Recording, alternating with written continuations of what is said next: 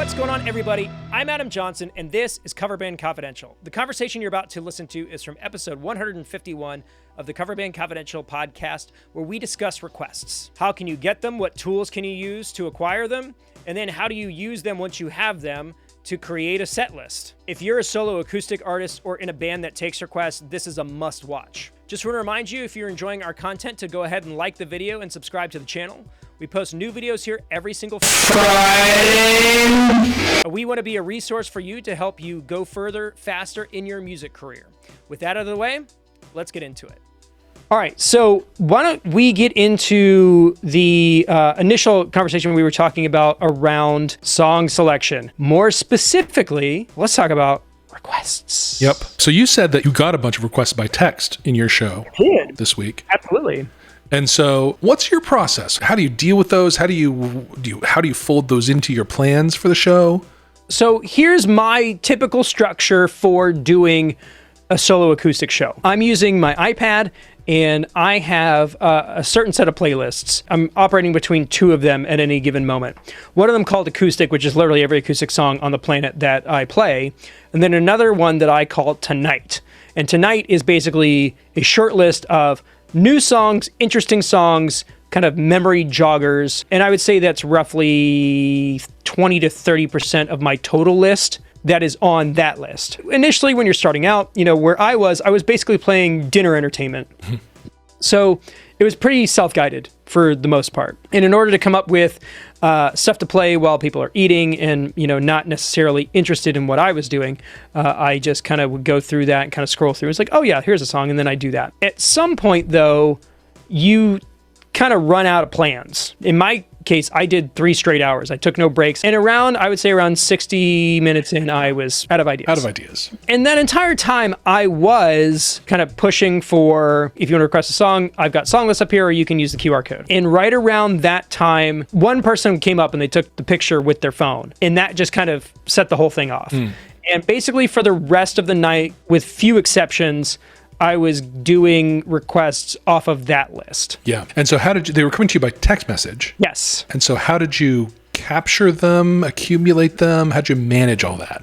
What I have right here is a friction mount that holds my phone. And what I was using was Google Voice. Okay. So you have now this app full of suggestions, but I mean, there's still a set list story to tell. There's still an arc of song selection to make, even if all your selections are going to come from these requests. So is that part of your thinking as you drive your plan off of the submitted requests, or are you just going in order? No, I mean, I'm curating. Firstly, you say, okay, this song comes in by request. If you would like to request a song, you can do X, Y, and Z. Sure. So then you're drawing people in. But what ended up happening was that a small group of people kind of were doing all the requesting. Yeah. And then it kind of turned into a thing where I was kind of having to not necessarily pick and choose, but kind of alternate requests so that it wasn't like one person was getting everything they wanted and everybody else wasn't. And then there were other people who didn't kind of wise up to the fact that I had a song list and they were just putting in songs that they just want to hear. Right. And so that was kind of a challenge, but I said something about, man, this person's putting in all these hard requests, and then they text me, it's like, I'm sorry, I didn't realize there was a song list. So that was kind of a fun interaction as well. So there's a lot of variables to deal with as you're handling this input into your song selection, right? Yeah. And then also calling your own audibles, you're like, all right, well now I want to play this song. Right. And the fun thing is that you can just make it up, this one comes in by request. Totally. You requested this one, right? Yeah, it's absolutely a choose your own adventure thing. I'm using it as a suggestion box. It fully does that. It also, critically, you've said this a couple of times, it is one of the best ways to engage with your audience. It's one of the best ways for the audience to feel like they're part of the show. It also allows you to kind of figure out what the room is doing. Yes. What the room's about. Yes. In my case, my room is about sad 90s songs, all of them. But it sounds like it also at some point it turned from quiet dinner music into a show. So For sure. the requests will tell you that too. In the interest of at some point reopening my live acoustic karaoke show, I needed some way to do touchless karaoke sign up. I'm done having people paw through my books and come up and use my pens and write on my paper, and then for that matter spit on my mic and have be facing my iPad while they do it. These times have changed. There's a lot of ways that's not going to work anymore. And so I sat down and I built a karaoke request app.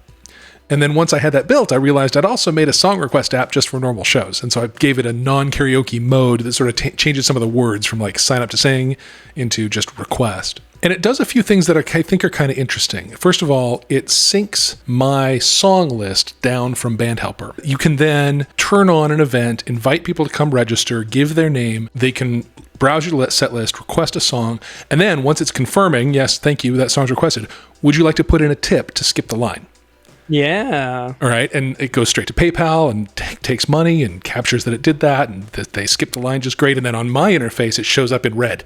There's a tip associated with this request, just so I don't miss that. I can curate away almost anything that comes to me, but the one that has money on it, I probably ought to do. The other thing about it is I'm contemplating opening it up to other artists. So I've built it in theory so that you could have an account on it as an artist, bring in your songs from Bandhelper. They would not collide with mine. You'd create your own events. Users could share between us. And right now there's no way to do it, but they could pick an event that's happening, that they can come participate in an event that's owned by a particular host. And then the tips would go, right now they all go into one bucket, but in principle, I would then pay you out the tips that the system had made. But I am interested if anybody listening would like to be another pilot user of it, or if you'd like to give it a shot in lieu of a texting approach. I opted to go the route that I went because it was the least amount of friction. Mm-hmm. So in your case, you do have to opt in, you have to create an account, you have to do the things to get into that realm.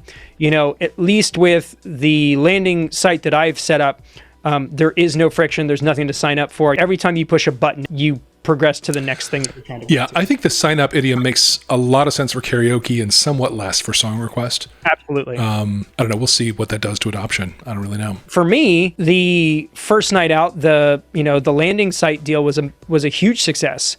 If for no other reason that my traffic went up like exponentially. Yeah. And that alone was a victory. Whatever didn't end up in my PayPal or Venmo account was kind of overshadowed by the cash on hand and all the other things. Right. So, maybe at some point there's some things that I tweak on that end to get more of what I'm looking for as far as the online payment stuff. Mm-hmm. But for right now, I feel like the test was successful. Anyway, if anybody'd like to go on this journey with me and try it out on the road, I'd be very interested. So reach out to us. And then, it opens me up to all those questions I was asking you. So do I fold that in with my own plan for the night? Clearly, I got to mix it up. I mean, I published the URL of it in the event for Friday, and I've already had some requests come in from some people. So they're kind of chunky blocks of requests from individuals. So that'll obviously need some shifting up. There is a way in it for from the performer's interface to move songs up and down in the list. Depending on the demand and depending on, how it goes from the drop, like those decisions can kind of be made for you. Mm-hmm.